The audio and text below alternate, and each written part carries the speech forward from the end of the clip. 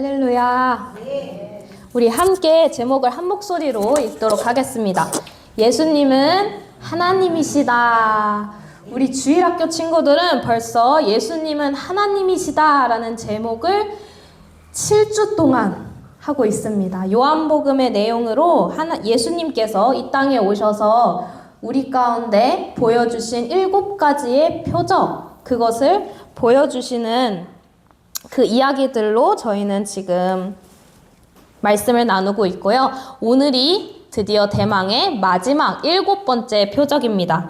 그래서 말씀을 이어가기에 앞서서 저희가 7가지의 표적을 복습하는 시간을 갖도록 하겠습니다. 우리 주일학교에게는 복습이지만 주일학교를 예전에 참석하셨던 분들은 많이들 아실 거고, 그리고 성경을 좋아하고 열심히 읽으시는 분들은 쉽게 맞출 수 있으리라 믿습니다. 혹시 괜찮으면 주영 청소년께서 오셔서 이거 선물이 있거든요. 선물 나눠주는 걸 혹시 도와주실 수 있을까요?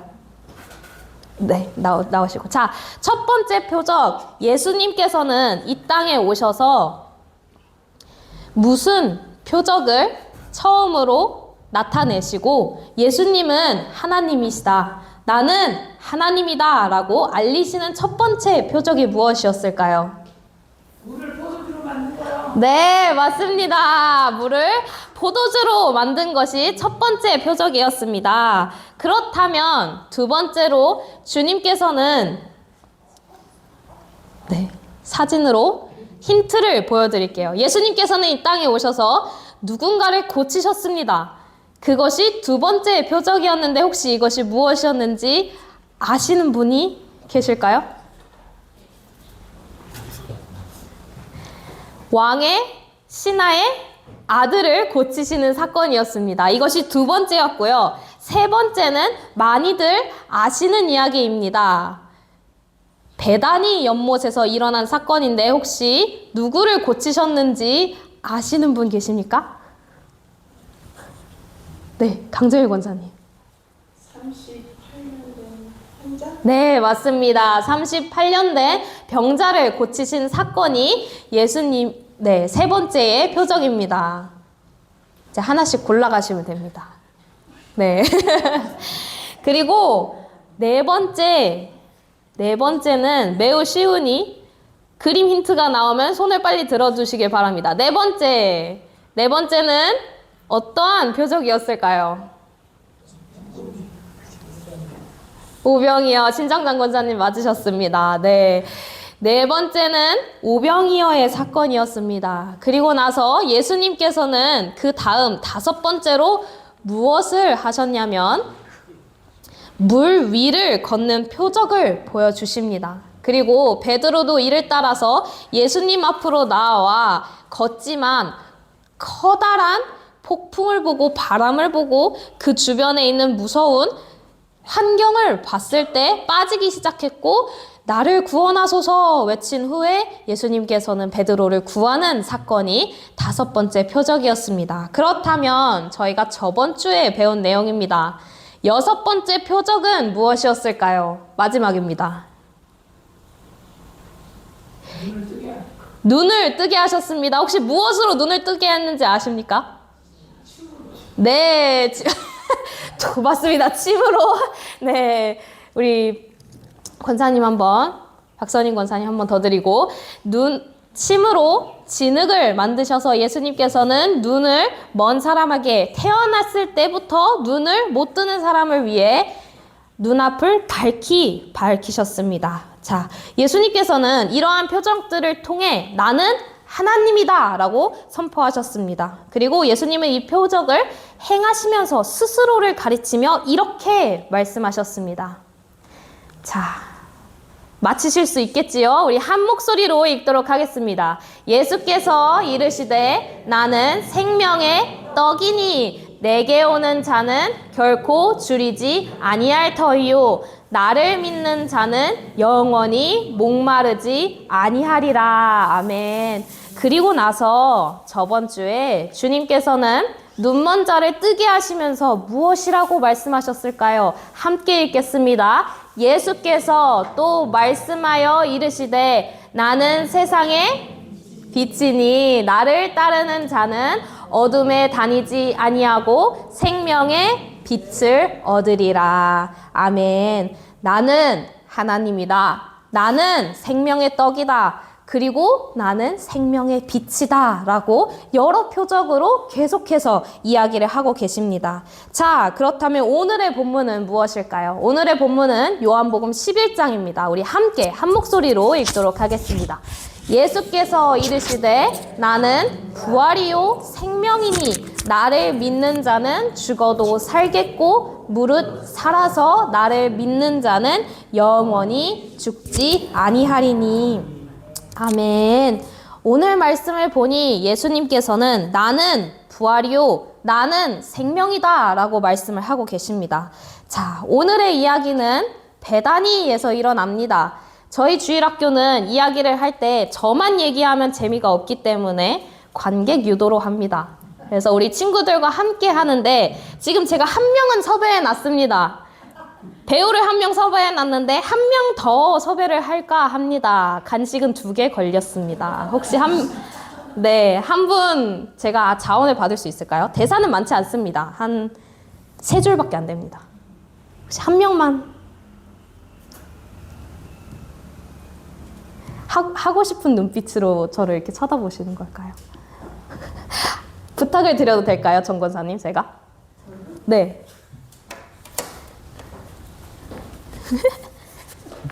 앉아 계시면은 마이크가 올 겁니다. 그래서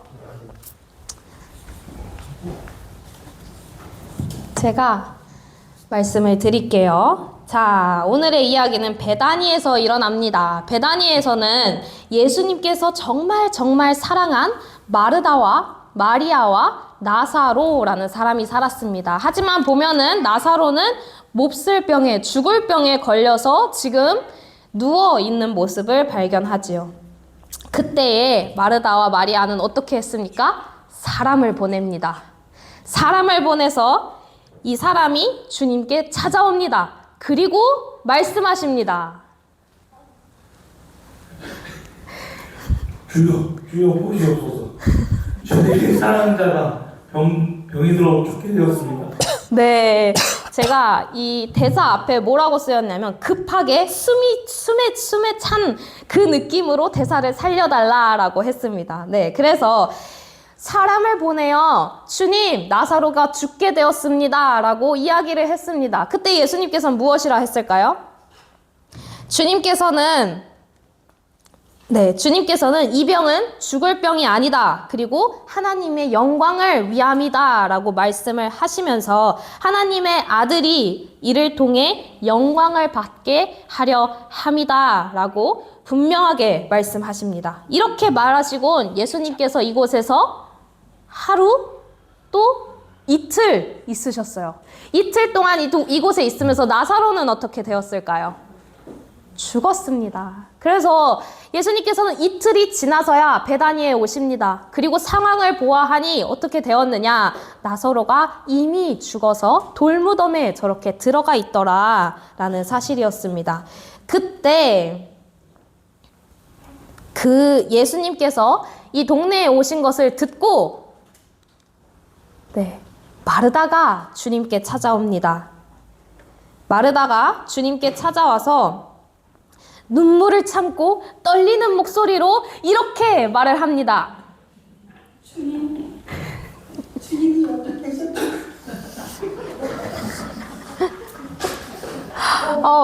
너무 좋아요. 딱 이걸 생각했어요. 자, 마르다가 말했습니다.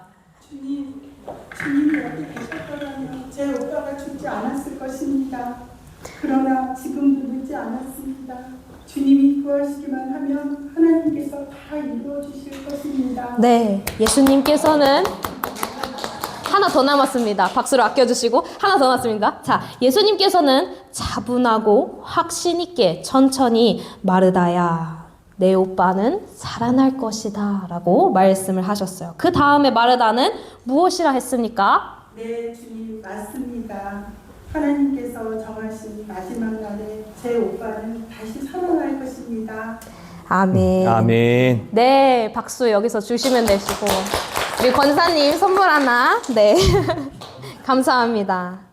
네, 주님께서는 네 오빠가 분명 살아날 것이다 라고 하셨고, 마르다는 네, 제가 그것을 믿습니다 라고 했어요. 자, 그렇다면 여기에서 오늘의 본문이 나타납니다. 우리 다 같이 한 목소리로 다시 한번 읽도록 하겠습니다. 예수께서 이르시되 나는 부활이요 생명이니 나를 믿는 자는 죽어도 살겠고 무릇 살아서 나를 믿는 자는 영원히 죽지 아니하리니. 아멘. 이 말씀을 듣고 마르다야, 네가 이것을 믿느냐라고 했을 때 마르다는 무엇이라고 했을까요? 마르다가 되어서 우리 함께 읽도록 하겠습니다. 주여 그러하이다. 주는 그리스도시요 세상에 오시는 하나님의 아들이신 줄 내가 믿나이다. 아멘. 그리고 마르다의 동생이 하나 더 있었습니다. 누구였을까요? 마리아. 마리아가 달려옵니다. 마리아가 예수님께 달려와서 또 흐느끼며 달려와 무너지듯 이렇게 말을 합니다. 주님이 여기 계셨더라면 제 오빠가 죽지 않았을 거예요.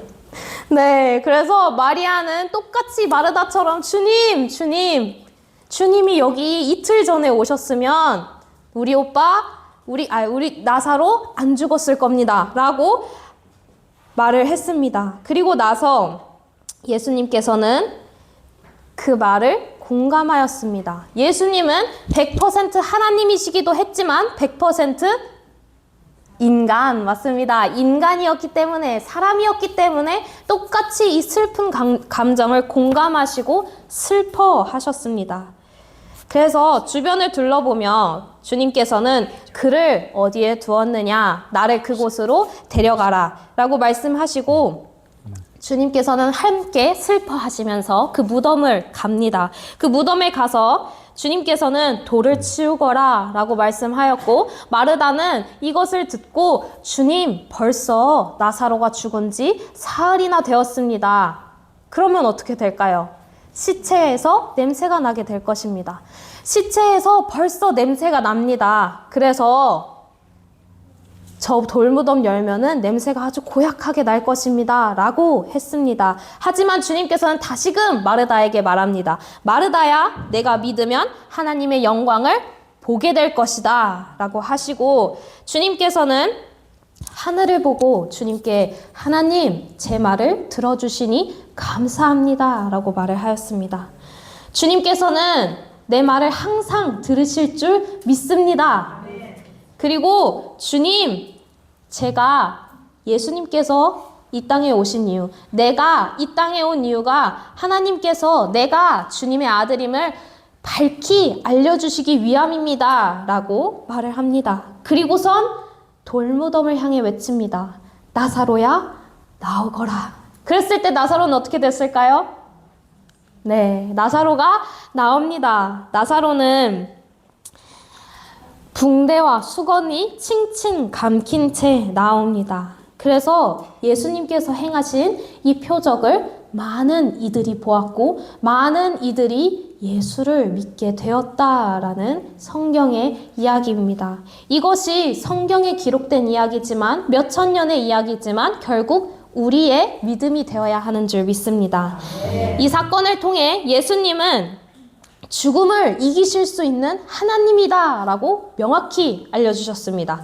그리고 나사로를 살리신 많은 사람들이 믿은 것처럼 지금 오늘날 우리에게도 믿음을 심어주십니다. 예수님은 하나님이시고 죽은 자를 살릴 수 있는, 죽음을 이기시는 하나님이시다라는 믿음을 우리에게도 심어주십니다. 이 사건 이후 예수님은 십자가에서 죽으십니다. 그리고 나사로처럼 사흘 만에 부활하십니다. 그리고 그 죽음을 이기시고 부활하신 그 예수님을 묵상하고 그 사랑을 기억하는 날이 오늘의 부활절입니다. 우리 마지막으로 우리 주일학교에게는 매우 익숙한 그림으로 마무리를 하도록 하겠습니다. 우리는 태어날 때 무엇으로, 어떻게 태어났습니까? 죄인으로 태어났습니다. 죄인으로 태어나 우리는 하나님과 멀어질 수 없는 관계였지만 누구로 인해 하나님과 다시 가까워지니까? 예수님과 다시 가까워집니다. 예수님은 우리에게 이렇게 말합니다. 함께 선포하겠습니다. 내가 곧 길이요 진리요 생명이니. 맞습니다. 내가 곧 길이요 진리요 생명이니 나로 말미암지 않고는 아버지께로 올 자가 없느니라. 예수님께서는 십자가 죽음 그리고 그 부활로 인해 우리를 깨끗하게 해주셨고 지금부터 평생까지 세상 끝날까지 너희와 함께 하실 것이다 라고 말씀하십니다. 이 사실을 약속해 주신 복음, 진리는 성경을 통해 구석구석 이야기와 비유와 하나님의 말씀들을 통해 그리고 제자들을 통해 우리에게 알려주고 계시는 복음이자 진리입니다. 그래서 우리가 마지막으로 암송 말씀으로 설교를 마무리하고자 합니다. 우리 주일학교 친구들은 요한복음 3장 16절의 말씀을 지금 계속해서 암송하고 있습니다. 우리 믿음으로 선포하고 제가 기도하도록 하겠습니다. 시작! 하나님이 세상을 이처럼 사랑하사 독생자를 주셨으니 이는 그를 믿는 자마다 멸망하지 않고 영생을 얻게 하려 하심이라. 아멘. 기도하겠습니다. 하나님 감사합니다. 주님 부활주일입니다. 주님께서 죽음을 이기시고 다시금 이렇게 부활하셔서 우리에게 생명을 부어주셨습니다. 주님 이것이 정말 옛날 옛적 천년 전에 성경 속에 어느 한 문학처럼 다가오는 것이 아닌 정말 진리로 우리 마음 가운데 뿌리내어지게 해주시옵소서.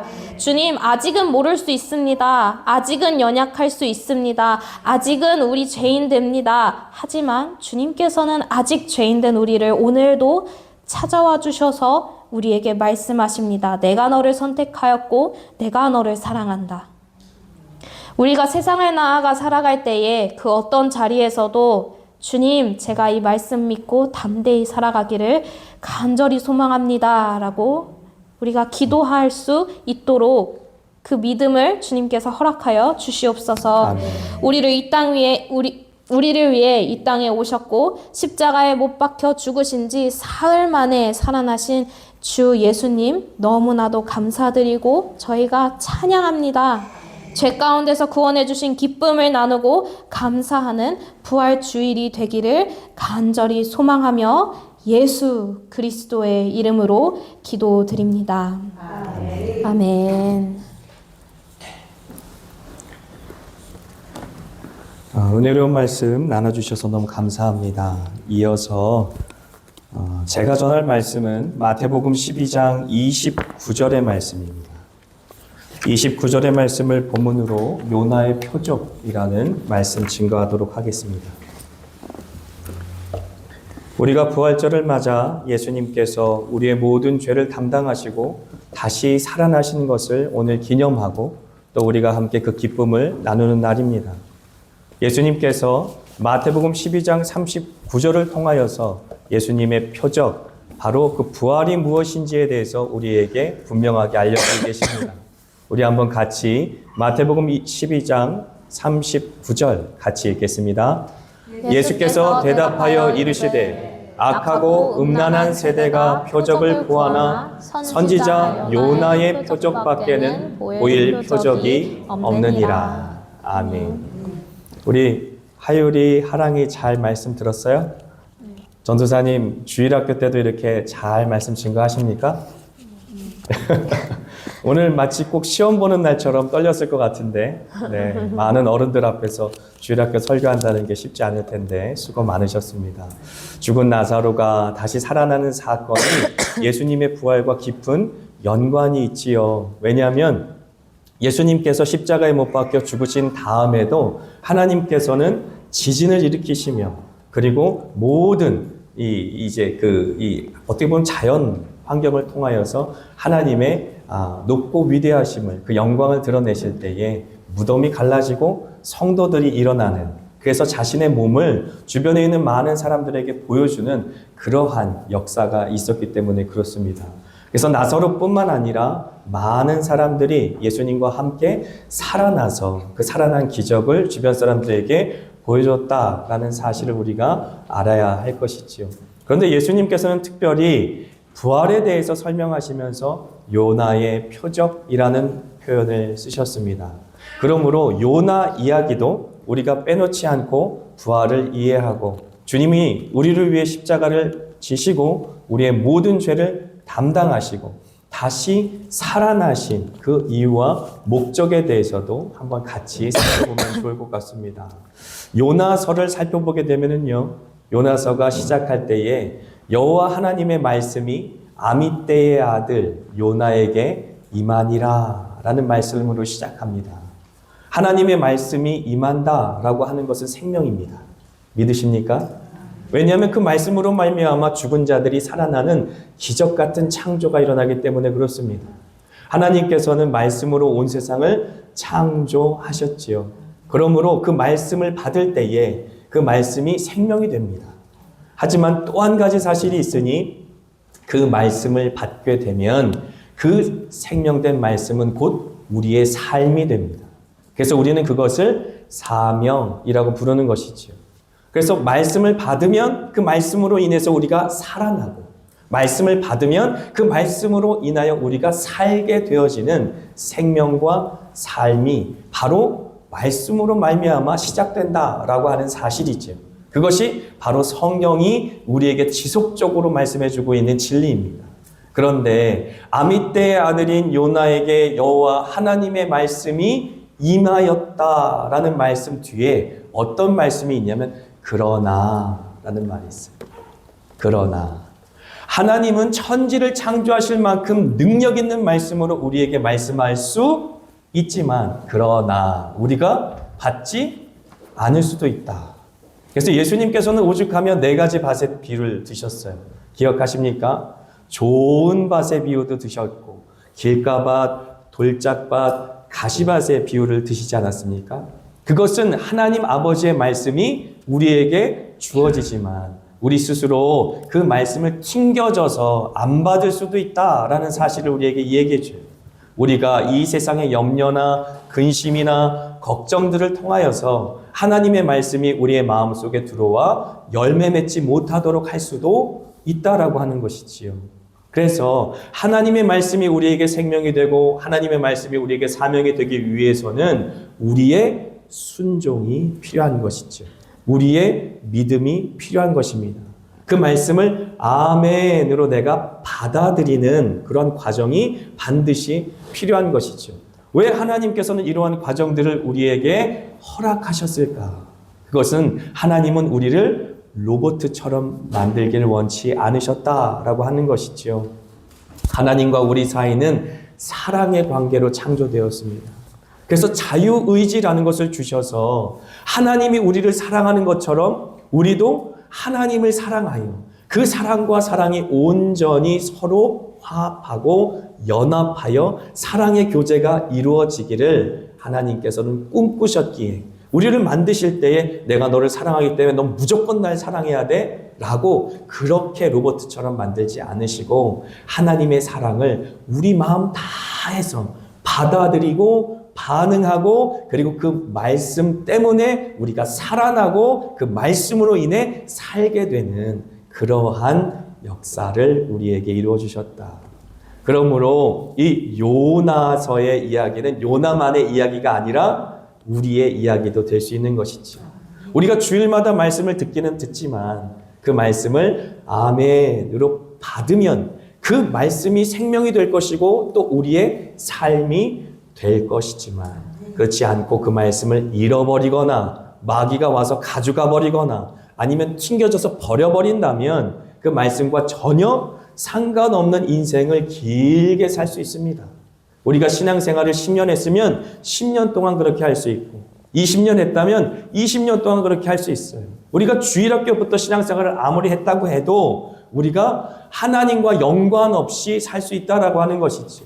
우리가 종교란에 기독교라고 그렇게 동그라미를 칠 수 있을지 모르지만 예수님과 내가 아무런 관계가 없이 살 수 있는 것입니다.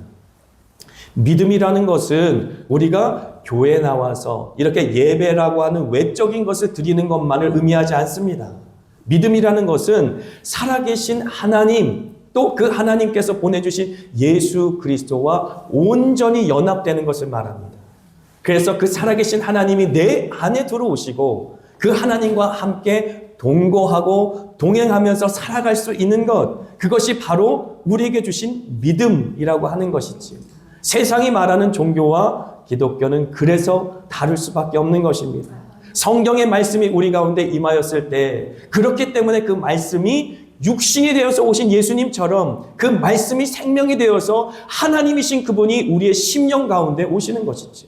하나님이신 그분이 우리의 삶의 모든 순간순간의 여정을 이끌어 가시면서 우리의 삶이 비로소 하나님과 동행하는 사명이 되어지는 것, 그것이 바로 하나님께서 말씀으로 말미암아 우리의 영혼과 심령과 우리의 삶을 통해 이루어주시는 기적이라고 할 수 있는 것입니다. 그런데 요나는 그러나라는 단어가 등장해요. 그러나 그 말씀에 순종하지 않고 자기가 원하는 대로 다시스로 가는 배를 타버려요. 그래서 하나님께서는 여호와께서 풍랑을 보내사라고 말해요. 처음에는 하나님께서 좋게 말로 이제 타이르셨죠. 하지만 그 다음에는 고난을 주신다라고 하는 것입니다. 하나님께서는 말로만 우리를 다스리지 않으세요. 고난을 통해 우리를 깨닫게 하시고 돌이키게 하시고 하나님의 그 품으로 이끌어 주시는 일도 하신다라는 사실을 요나서를 통해 우리에게 보여주는 것이지.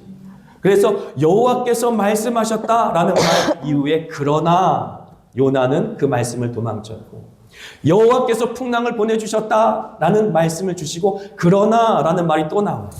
그러나 요나는 뱃속 밑에 깊이 들어가 잠들어 있었어요.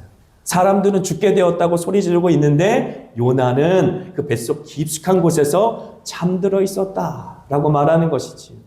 나중에 하나님 앞에 회개하기는 하지만 요나는 이토록 하나님의 말씀의 종 선지자였음에도 불구하고 하나님의 말씀을 외면하고 살았던 사람이다라고 하는 것이지. 그런데 하나님께서는 이제 그 풍랑으로 인하여 요나를 바다에 던지는 상황을 만드시는 것입니다.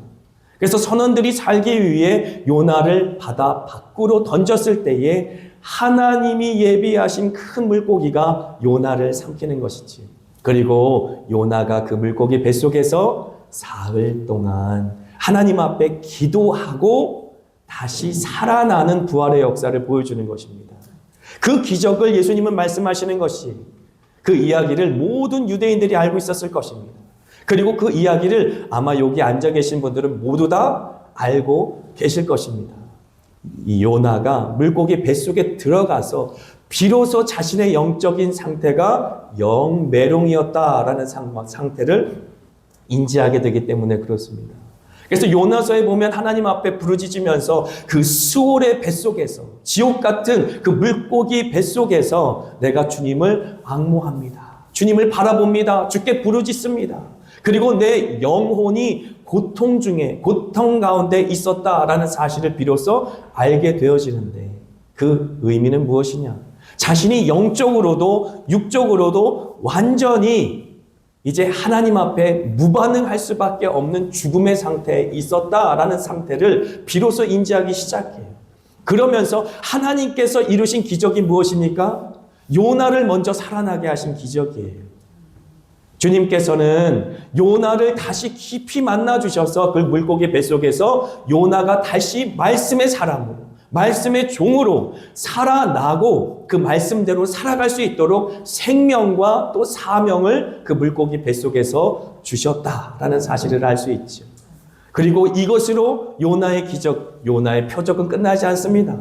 요나만 살아나는 것이 아니라 요나의 그 선포를 통하여 니느웨 성에 12만여 명이나 되는 수많은 사람들이, 죄 가운데 있어서 지옥에 갈 수밖에 없던 사람들이 살아나 주님 앞에 돌아오는, 회개하는 역사가 있었다라고 하는 것이지. 그러므로 우리 한 사람이 말씀을 받고 예수 그리스도의 부활 생명을 누린다라고 하는 것은 굉장히 중요한 사건입니다. 이 시간에 예수님 나를 위해 십자가에 못 박혀 죽으셨군요 라고 슬퍼하고, 예수님 나를 위해 살아나셨군요 하고 기뻐하는 것으로 끝나라는 말이 아니에요. 주님께서 부활의 기쁨을 우리와 함께 나누기를 원한다라고 하는 것은 우리의 영혼이 살아나기를 원하신다라는 것입니다. 예수님처럼 살아날 수 있다라고 하는 것이, 악하고 음란한 세대가 표적을 구하나 내가 너희에게 보일 것은 요나의 표적밖에 없다라고 말씀하셨는데, 이 세대에 죽어가는 많은 사람, 그 악하고 음란한 때문에 지옥에 갈 수밖에 없는 많은 사람, 그 사람 중에 여러분 한 사람 한 사람들을 부르셔서 요나처럼 살려내시겠다는 것입니다. 예수님만 부활하고 끝난다는 것이 아니라 예수님이 십자가에 못 박혀 죽으셨을 때에 무덤이 갈라지면서 죽어있는 많은 사람들이 일어났던 것처럼 악하고 음란한 세대에서 스올, 곧 지옥에 갈 수밖에 없는 저와 여러분을 하나님께서 지명하시고 그 이름을 친히 부르셔서 살아나게 하신다는 것입니다. 그 죽음에서 일어나게 하신다는 것입니다. 하지만 우리만 살려낼 것이 아니라 우리를 통해 이 악하고 음란한 세대에 진노 가운데 멸망당할 수밖에 없는 12만 명이 넘는 수많은 니느웨 백성이 살아난 것처럼 우리의 순종을 통해 말씀 받은 하나님의 증인을 통해 하나님께서는 생명의 역사, 부활의 역사를 이루어주신다. 살아나신 여러분들이 가는 곳곳마다 여러분들을 통해 부활의 생명이 임할 것입니다. 자, 우리가 부활 계란을 들고, 부활절 기념 계란을 들고 이웃에게 가서 전할 텐데, 그냥 계란만 전달하지 마시고 여러분의 심령이 이 예배를 통해 먼저 살아나시고 그 부활의 기쁨을 가득 안고 그 가득 안은 기쁨의 얼굴을 가지고 계란을 한번 전해보세요. 그러시면 부활의 기쁨이 함께 나눠질 뿐만 아니라 여러분들의 손길을 통해 그 전도의 순종을 통해 주님께서 원하시는 많은 영혼들이 추수 때에 주님께로 돌아와 말씀의 기쁨 그리고 주님의 생명의 기쁨을 누릴 것을 믿습니다. 아멘.